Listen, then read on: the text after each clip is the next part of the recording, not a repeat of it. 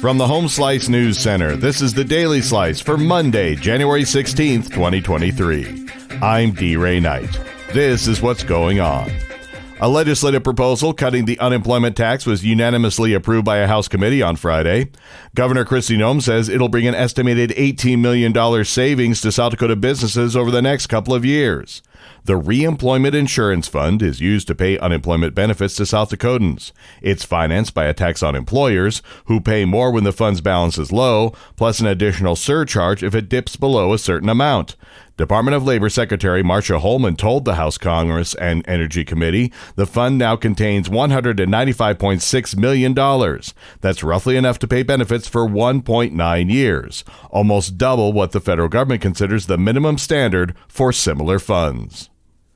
The RCPD is investigating a car pedestrian accident. Amy Rose has the story. Rapid City Police are investigating a non-fatal car pedestrian accident on Mount Rushmore Road Saturday night. The accident occurred near Floorman Street in Rapid City and happened just before 6:30 p.m. Witnesses told the Rapid City Police Department that an adult male was jaywalking when he was struck by a vehicle traveling south. The male suffered non-life-threatening injuries and was transported to the hospital. Police say alcohol does appear to be a factor with the pedestrian and charges are possible. A water main break at St. Joseph and 7th Street left some people without water for a while on Saturday. The break, reported Saturday morning, also led to some street flooding in the area. Crews were able to repair the break Saturday afternoon, restoring water to area residents. That area remained closed on Sunday, so crews could work on backfill and restoration efforts. In national and international news, newly empowered House Republicans are demanding the White House turn over all information related to its searches that have uncovered classified documents at President Joe Biden's home and former office.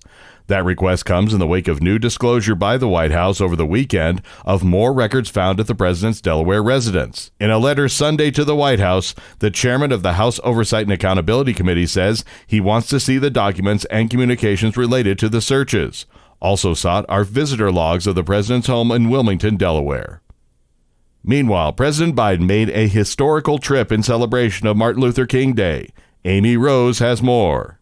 President Joe Biden has made a historical pilgrimage to what he calls America's Freedom Church to Martin Luther King Jr.'s birthday. Biden says democracy is at a perilous moment and that the civil rights leader's life and legacy show us the way and we should pay attention. Biden was the first sitting president to deliver a Sunday morning sermon at King's Ebenezer Baptist Church. The president cited the telling question that King himself once asked of the nation, namely, where do we go from here? Biden said his message on King's birthday is, we choose democracy over autocracy.